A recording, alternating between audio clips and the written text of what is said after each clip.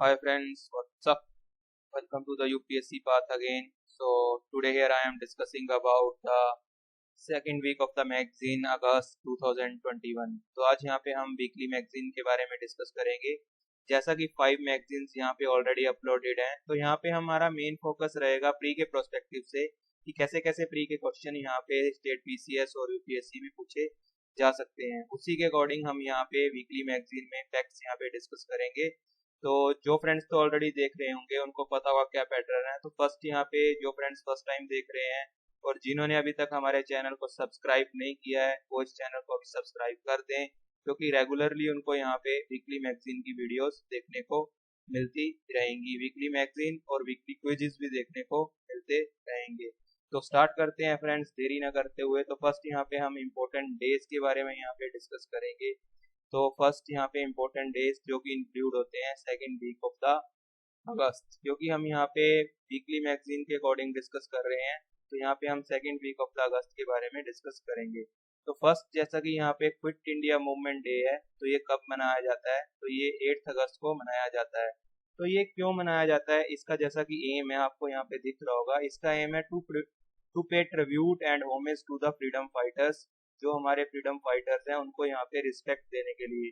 Quit India movement day अगस्त 8 को क्यों मनाया जाने लगा, इसके पीछे भी रीजन है, क्योंकि महात्मा गांधी जी ने क्विट इंडिया की जो स्पीच दी थी फर्स्ट टाइम, वो 8 अगस्त 1942 को दी थी फ्रीडम स्ट्रगल ऑफ इंडिपेंडेंस के लिए। तो इसीलिए जो क्विट इंडिया मूवमेंट डे है वो 8 अगस्त को मनाया जाता है। तो 1942 में ये एक मेजर रोल प्ले किया था इसने आज़ादी दिलाने के लिए। तो इसी कारण क्विट इंडिया मूवमेंट डे को अगस्त 8 से मनाया जाने लगा। तो जैसा कि मैंने बताया, it is an important milestone history of the Indian freedom struggle of the India. तो ये मेजर रोल प्ले करता है, that's why quit India movement day अगस्त 8 को मनाया जाने लगा। तो यही इसका एम है और फैक्ट इसके रिगार्डिंग जो मैंने यहाँ पे मेनली डिस्कस कर दिए हैं। नेक्स्ट यहाँ पे हम बात करते हैं जो कि सेकेंड डे है, जो कि 9 अगस्त को मनाया जाता है। तो ये डे कौन सा है? ये international Day of the world indigenous people. तो ये इंडिजीनस का मतलब यहाँ पे क्या हुआ? इंडिजीनस मतलब स्वदेशी लोग, जो कि अपनी कंट्री के ही पर्सन्स हैं। तो उन्हीं के बारे में यहाँ पे अवेयरनेस और प्रोटेक्ट करने के लिए, उनके यहाँ पे उनके बारे में अवेयरनेस रेज करने के लिए और उनके राइट को यहाँ पे बचाने के लिए, ताकि जो लोग हैं किसी के पीछे रह रहे हैं, मतलब लिविंग नो वन बिहाइंड, ताकि कोई भी पर्सन है जो पीछे ना रह जाए। इवन जो स्वदेशी चीज की भी प्रोडक्शन कर रहा है उसको भी यहाँ पे आउटपुट देखने को मिले, क्योंकि डे बाय डे क्या हो रहा है, टेक्नोलॉजी के कारण जो स्वदेशी चीजें हैं उनको हम पीछे छोड़ते जा रहे हैं। तो इसी कारण जो इंडिजीनस पीपल का डे है ये मनाया जाने लगा, दैट इज जो कि मनाया जाता है 9 अगस्त को। तो 9 अगस्त को world international Day of the World Indigenous people मनाया जाता है। This is the not for the India only, तो ये सारे देशों में लगभग मनाया जाता है। तो वहाँ की जो लोकल पॉपुलेशन है उसको यहाँ पे इम्पोर्टेंस बढ़ाने के लिए, ताकि कोई भी पर्सन है वो हम सभी में से पीछे ना रह जाए, चाहे चाहे वो किसी भी टाइप का वर्क क्यों ना करता हो। तो इसीलिए इसको यहाँ पे इंडिजिनस का नाम दिया गया। So after International Day of the World Indigenous People, तो नेक्स्ट डे यहाँ पे 12 अगस्त को मनाया जाता है, that is the International Youth Day. तो इसका यहाँ पे एम क्या है? To draw the attention to a given set of the culture and legal issues surrounding the youth. तो यहाँ पे इसकी थीम क्या है? थीम इसकी ये है कि ट्रांसफॉर्मिंग फूड सिस्टम्स। तो यहाँ पे जो फूड सिस्टम्स है उनको यहाँ पे बदलने की बात की गई है यूथ इनोवेशन के लिए, क्योंकि ह्यूमन का जो हेल्थ इंफ्रास्ट्रक्चर है वो डे बाय डे कमजोर होता जा रहा है। तो इसी कारण इसको यहाँ पे थीम दी गई है, that is the transforming food system youth innovation for the human and the planetary health के लिए, उसकी अच्छी हेल्थ को बढ़ाने के लिए। तो ये इसकी यहाँ पे थीम है। नेक्स्ट यहाँ पे वर्ल्ड ऑर्गन डोनेशन डे जो कि मनाया जाता है 13 अगस्त को। तो इसमें यहाँ पे एम क्या रखा गया है इसका? To spread the awareness about the importance of the organ donation. तो यहाँ पे ऑर्गन डोनेशन की बात की गई है, तो अवेयरनेस बढ़ाने के लिए इसका यहाँ पे एम यही है कि हर बंदा जो भी है किस अपने जो ऑर्गन्स हैं वो डेथ के बाद डोनेट कर दे, ताकि उसके जो ऑर्गन्स हैं उसके मरने के बाद किसी की लाइफ के काम आ सके। तो यही यहाँ पे इसका मेन एम है। Next one is the most important day, that is the 15 August, that is the independence day. तो ये इसमें यहाँ पे सभी को पता है कि इसी दिन भारत को 15 अगस्त 1947 को आज़ादी मिली थी। So it makes remind about a new beginning, क्योंकि ये हमें नई दिशा की ओर लेके जाता है। तो ये यहाँ पे इम्पोर्टेंट इसके यहाँ पे फैक्ट्स हैं। तो ये इसके बारे में तो सभी को पता ही है कि 15 अगस्त वाले दिन क्या क्या हुआ था। 15 अगस्त का टॉपिक हम किसी दिन अलग से यहाँ पे डिस्कस करेंगे। तो अभी यहाँ पे इसके मेजर फैक्ट्स यही है। सो आफ्टर इम्पोर्टेंट डेज यहाँ पे हम पॉलिटी के बारे में डिस्कस करेंगे। तो पॉलिटी में यहाँ पे इम्पोर्टेंट फैक्ट्स हैं जो फर्स्ट ऑफ ऑल कोविड के रिलेटेड है, कोविड-19 पैंडेमिक के रिलेटेड। तो कोविड-19 पैंडेमिक के रिलेटेड जो सेंसिस में यहाँ पे सेंसिस होने वाली थी 2021 में, जो कि लोग जिसको हम कह सकते सेंसिस जिसको कहा जाता है कि जनगणना, तो वो भी लोकसभा में अभी यूनियन होम मिनिस्ट्री के द्वारा इसको यहाँ पे डिले पोस्टपोन करने के फर्दर ऑर्डर्स दे दिए गए हैं। तो अभी ये 2021 में भी होने के कोई संभावना नहीं है। नेक्स्ट यहाँ पे पार्लियामेंट के द्वारा constitutional schedule tribe order amendment bill है 2021 जो कि पास कर दिया गया है। तो इस बिल में मेन चीज क्या थी, इस बिल में यहाँ पे जो शेड्यूल ट्राइब्स थे प्रपोज किया गया था यहाँ पे अरुणाचल प्रदेश के द्वारा कुछ जो जाति प्रजातियों को शेड्यूल ट्राइब्स में ऐड करने के लिए, कुछ एरियाज को शेड्यूल ट्राइब्स में ऐड करने के लिए, तो उनको यहाँ पे पास कर दिया गया है और उन एरियाज को यहाँ पे अरुणाचल प्रदेश के एरियाज को शेड्यूल ट्राइब्स में ऐड कर दिया गया है। नेक्स्ट वन इज द जो प्रधानमंत्री जन आरोग्य योजना, जो कि काफी फेमस योजना है। तो इसमें यहाँ पे इसने लोगों को काफी बेनिफिट दिया है कोविड के टाइम पे ट्रीटमेंट के लिए। तो प्रधानमंत्री जन आरोग्य योजना में यहाँ पे टोटल लोगों को 2794 करोड़ का जो कि लोगों को बेनिफिट हुआ है और द कोविड ट्रीटमेंट। तो अगर हम इसकी हिस्ट्री के बारे में देखें तो प्रधानमंत्री नरेंद्र मोदी के द्वारा ये प्रधानमंत्री जन आरोग्य योजना थी जो कि लॉन्च की गई थी। किसके अंडर लॉन्च की गई थी? आयुष्मान भारत अम्ब्रेला के अंडर लॉन्च की गई थी। तो इसमें यहाँ पे पर फैमिली को 5 लाख का बेनिफिट मिलता है। तो जो भी फैमिली यहाँ पे इसमें रजिस्टर करवा देती है तो उस फैमिली को यहाँ पे पूरी को 5 लाख का बेनिफिट यहाँ पे ट्रीटमेंट के लिए मिल पाता है। तो काफी लोग इसके लिए रजिस्टर हैं। अगर हम यहाँ पे बात करें हेल्थ केयर और फिटनेस सेंटर के बारे में, तो ये भी इसमें बताया गया है कि लास्ट 4 ईयर में नियर अराउंड 1,50,000 जो हेल्थ केयर सेंटर हैं, health care and wellness centre हैं, जो कि यहाँ पे इस स्कीम के द्वारा क्रिएट किए गए हैं और लोगों को यहाँ पे रेगुलरली बेनिफिट देखने को मिल रहा है। तो इसमें यहाँ पे इन्होंने ये कहा है, ये भी बताया है कि पॉलिसी के द्वारा जो जीडीपी एलोकेटेड की परसेंटेज है हेल्थ के लिए वो 1.2% है प्रेजेंटली, और इसको फ्यूचर में यहाँ पे इंक्रीज करने के लिए 2.5% का यहाँ पे गोल किया जा रहा है। So these are the important facts regarding the Pradhan Mantri Jan Arogya Yojana. Next यहाँ पे हम फेसबुक के बारे में बात करें तो फेसबुक के द्वारा एक ऑफर का ऑप्शन और दिया जा रहा है, जिसमें यहाँ पे end to end encryption voice और वीडियो कॉल्स यहाँ पे आ रहा है, इंक्लूड होता है। और फेसबुक मैसेंजर, तो पहले होता था कि आप कोई भी मैसेज किसी को सेंड कर देते थे, सेंड होने के बाद वो आपने जैसे ही उसने पढ़ लिया तो फिर भी आपके मोबाइल या किसी चीज में सेव रहता था। आफ्टर दैट अगर किसी ने आपका मोबाइल या लैपटॉप को लॉग इन कर लिया है तो ये सारी आपकी जो हिस्ट्री थी वो कोई और भी पढ़ सकता था, आइदर आपने इसको डिलीट नहीं किया था। तो अभी यहाँ पे फेसबुक में ऑफर दिया जा रहा है जो कि एंड टू एंड आपकी वॉइस और वीडियो कॉल्स हैं जो कि फेसबुक मैसेंजर पे, तो आपके जो मैसेज हैं वो भी अपडेटेड जैसे ही होंगे आप उसको पढ़ लेंगे तो वहां से डिसअपियर होने का ऑप्शन भी आपके पास आ जाएगा। So this one is the latest update regarding the Facebook. तो आप अपना जो इसमें ऑप्शन चूज कर सकते हैं और फेसबुक में ये ऑप्शन है ऑफर किया जा रहा है, ताकि जो आपका पहले का आपने किसी से चैट भी की हो तो वो भी आप अपना ऑप्शन यहाँ पे दे सकें और जो आपके मैसेज हैं वो डिसअपियर रहें और कोई आपका मैसेज इन फ्यूचर पढ़ ना सके। सो आफ्टर पॉलिटी यहाँ पे हम इकोनॉमी के बारे में डिस्कस करेंगे। तो जो नेशनल फॉरेस्ट रिजर्व है यहाँ पे, तो उसका जो रिकॉर्ड है वो हाई हो गया है यहाँ पे, ये 9.427 बिलियन है जो कि इंक्रीज किया है एज पर पास्ट।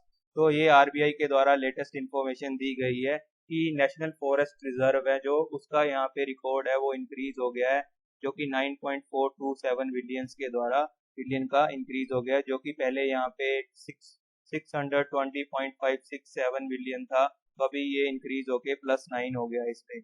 नेक्स्ट यहाँ पे बात करें 10 मेजर लैंडर्स के बारे में, तो इस बार यहाँ पे काफी जो मेजर लैंडर्स हैं जिन्होंने परफॉर्म किया है, अडॉप्ट किया है फर्स्ट यहाँ पे एसबीआई, जो कि मोस्ट प्रोबेबल बैंक्स हैं यहाँ पे, जो कि माने जाते हैं reputed banks, that is SBI, ICCI, Canara and standard chartered bank है।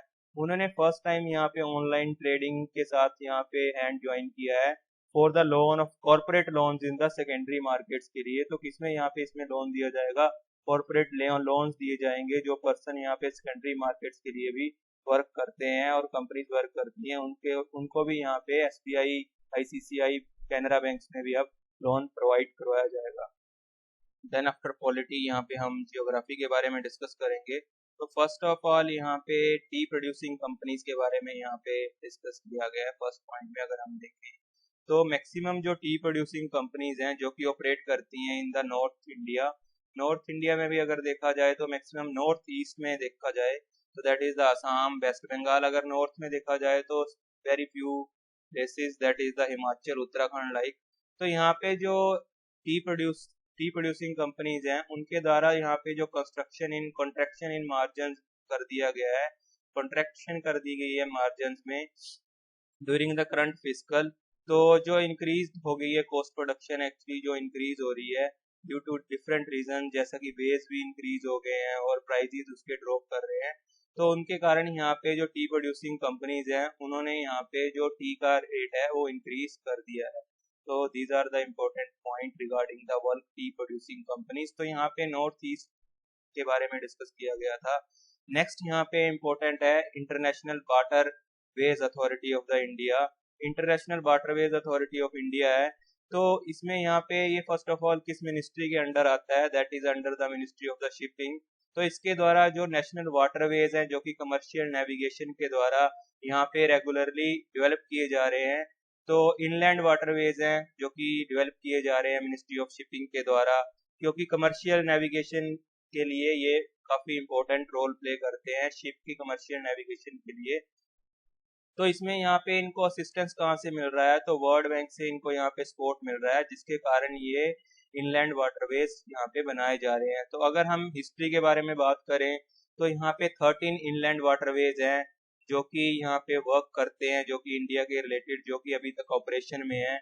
तो उसके बीच में से भी अगर देखा जाए तो जो फर्स्ट है NW1 जो कि गंगा, भागीरथी और हुगली में है। तो ये लार्जेस्ट वाटरवे है जो कि 1620 किलोमीटर है।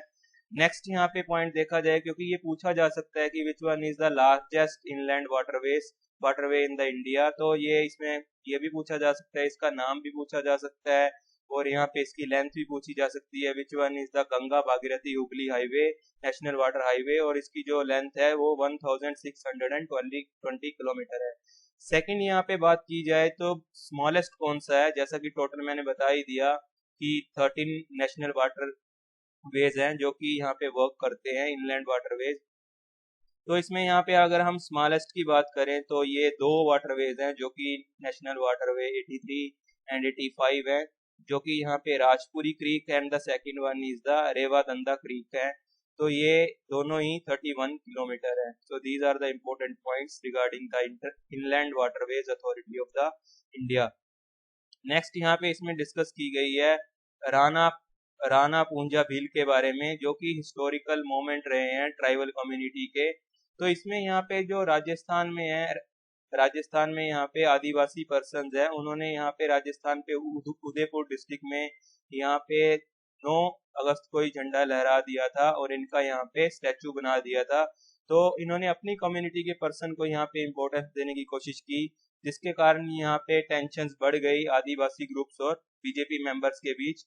तो उन्होंने यहाँ पे कहा कि आप इनको प्रेफरेंस क्यों दे रहे हैं, तो ये सारी बातें इनके बीच में डिस्ट्रैक्शंस क्रिएट हो गई। So these are the important facts regarding the geography. So after geography यहाँ पे हम इन्वायरमेंट के बारे में डिस्कस करेंगे। सो इन्वायरमेंट में इम्पोर्टेंट फैक्ट्स क्या है, तो ये सारी चीजें यहाँ पे हम डिस्कस करेंगे। इन्वायरमेंट यहाँ पे सेवरल एनजीओ एक्सपर्ट्स हैं जिन्होंने पॉइंट रेज किया है कि जो प्लास्टिक हम यूज करते हैं और उसको यहाँ पे आइसोलेटेड आइलैंड्स में यहाँ पे फेंक दिया जाता है, यहाँ पे लार्ज सभी को जोड़ के लार्ज इकट्ठा करके लास्ट स्टॉप में इकट्ठा करके। तो ये भी एक जो इफेक्ट है इसका यहाँ पे, it impacts on the fragile ecosystem, जो which cause the great concern in our life. तो जो हमारी लाइफ से काफी कंसर्न्ड है। तो यहाँ पे फ्रैको इकोसिस्टम है, फ्रेगाइल इकोसिस्टम है जो कि काउज हो रहा है। तो सेवरल एनजीओ और एक्सपर्ट्स के द्वारा ये पॉइंट यहाँ पे प्लास्टिक के लिए यहाँ पे रेज किया जा रहा है, मतलब प्लास्टिक को यहाँ पे और रिमूव करने के लिए कहा जा रहा है कि इसका जो वन टाइम यूज है वो भी हमारी हेल्थ पे बैड असर कर रहा है।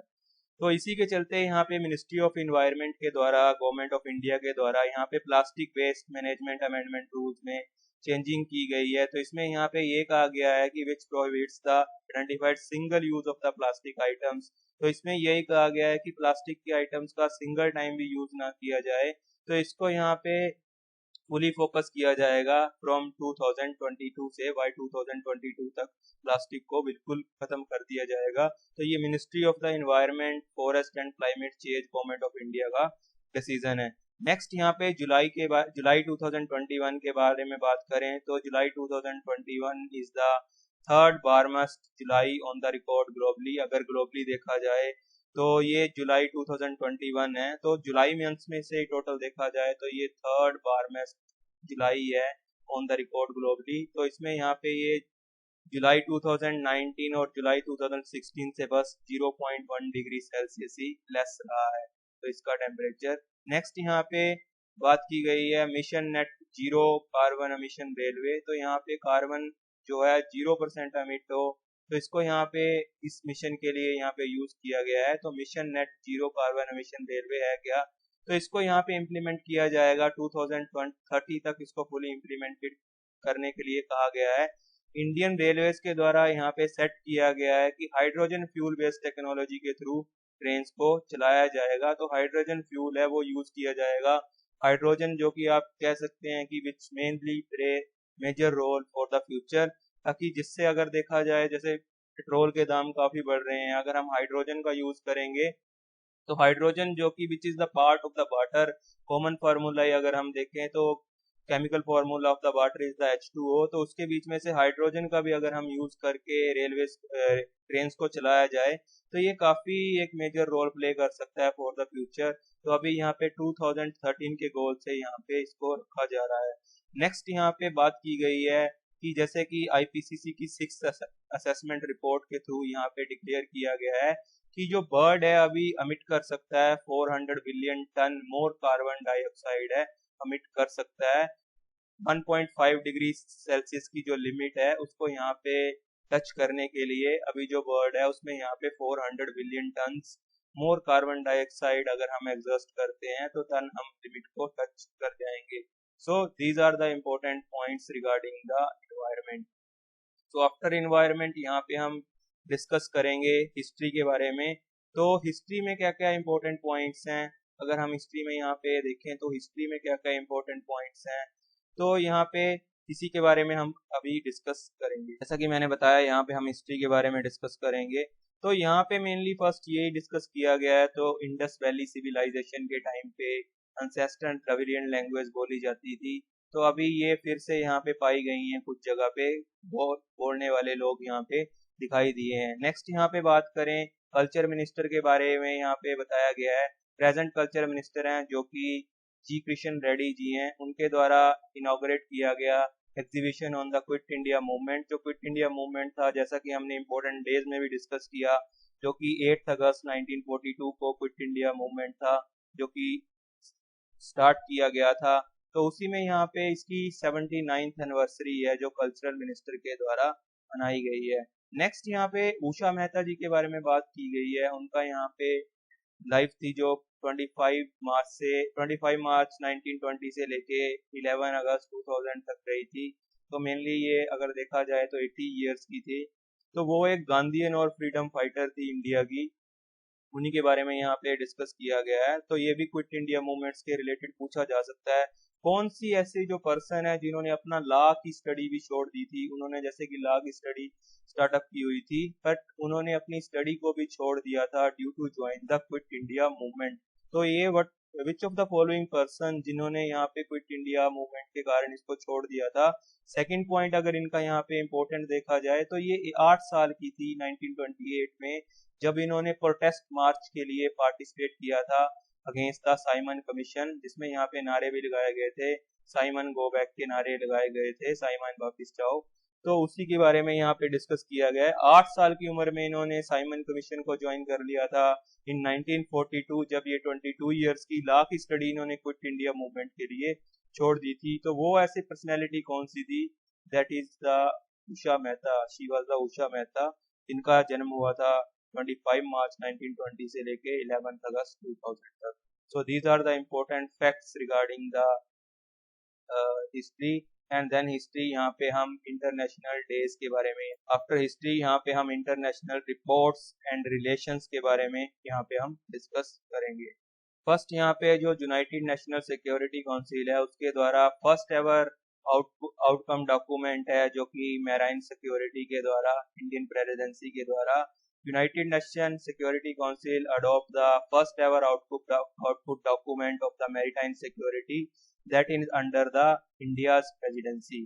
तो ये फर्स्ट डॉक्यूमेंट है जो कि यूनाइटेड नेशनल सिक्योरिटी काउंसिल ने अडॉप्ट किया है, first ever document of the on the maritime security, जो कि इंडियन प्रेसिडेंसी के अंडर है। नेक्स्ट यहाँ पे अनक्लोज के बारे में यहाँ पे डिस्कस किया गया है। UNCLOS stand for the United Nation convention on the law of the sea. तो ये एक इंडियन ट्रीटी है, it is an Indian treaty जो कि अडॉप्ट की गई थी और साइन की गई थी इन द 1982। नेक्स्ट यहाँ पे बायलैटरल एक्सरसाइज के बारे में बात की गई है, that is the Al Mohit and Al Hind 2021। तो ये इंडिया और सऊदी अरबिया के बीच में फर्स्ट नवल बायलैटरल एक्सरसाइज है। तो इसका नाम दे के भी पूछा जा सकता है कि ये कौन सी एक्सरसाइज है, यहाँ पे किसके किसके बीच में है। तो ये सारी चीजें अल मोहद अल हिंद 2021, तो फर्स्ट टाइम ये एक्सरसाइज है इंडिया और सऊदी अरबिया के नेवीज के बीच में bilateral. This is the first one bilateral exercise, naval exercise between the India and the Saudi Arabia. तो these are the important facts regarding the international relations. So after international relation यहाँ पे हम discuss करेंगे science and take के बारे में। तो next यहाँ पे हम साइंस एंड टेक में जैसा कि डिस्कस करेंगे, तो फर्स्ट यहाँ पे हमें नासा के बारे में डिस्कस किया गया है, that NASA perseverance rover is exploring the Jezero crater on the Mars and attempting to collect first rock sample. तो फर्स्ट रॉक सैंपल यहाँ पे नासा के द्वारा कलेक्ट किया गया है ऑन द मार्स। नेक्स्ट यहाँ पे अगर हम सेकंड पॉइंट पे देखें तो इसमें यहाँ पे फाइनेंस मिनिस्ट्री के बारे में डिस्कस किया गया है।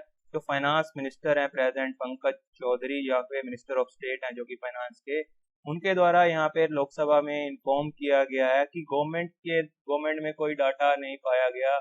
यहाँ पे government does not collect the data on the environmental impact. तो माइनिंग ऑफ क्रिप्टो करेंसी के कारण यहाँ पे इन्वायरमेंटल पे कोई इम्पैक्ट नहीं पड़ रहा। तो ये उनके द्वारा यहाँ पे मिनिस्ट्री ऑफ स्टेट के द्वारा लोकसभा में कहा गया है। नेक्स्ट यहाँ पे बात करें तो यहाँ पे कोविड के रिलेटेड है। तो वर्ल्ड हेल्थ ऑर्गेनाइजेशन के द्वारा वेडनेसडे को यहाँ पे क्लिनिकल ट्रायल लिया गया है, that is in the 52 countries, जिसमें यहाँ पे स्टडी किया गया है कि 3 एंटी इन्फ्लामेटरी ड्रग्स हैं जो कि कोविड के 19 के पेशेंट्स में पोटेंशियल ट्रीटमेंट्स के लिए मेजर रोल प्ले करते हैं। तो वो 3 थेरेपीज कौन सी हैं? तो ये पॉइंट्स यहाँ पे किसी भी एग्जाम में पूछा जा सकता है। वो 3 थेरेपीज हैं, AAI से हम याद रख सकते हैं यहाँ पे। तो A stand for the artesunate, I stand for the imatinib and I stand for the infliximab। तो artesunate, imatinib and the infliximab, this is the way to learn the 3 therapies। Next यहाँ पे बात करें हम रिसर्चर एट द CMC बेलोर, तो उन्होंने यहाँ पे उनके द्वारा यहाँ पे कैरी आउट किया गया है कंट्री के first ever clinical trial booster को। तो यहाँ पे drug controller general of India के द्वारा उनको यहाँ पे NOD दे दी गई है। नेक्स्ट यहाँ पे बात की जाए साइंस एंड टेक में ही, तो यहाँ पे कमर्शियल 5G के लॉन्च होने की बात कही जा रही है। तो प्रेजेंटली जैसा कि सभी को पता होगा हम 4G LTE यूज करते हैं। तो इसमें यहाँ पे यही कहा गया है कि इसकी स्पीड जो कमर्शियल 5G इन इंडिया है उसका यहाँ पे पोटेंशियल क्या है, to increase the median download speed of the 10 times.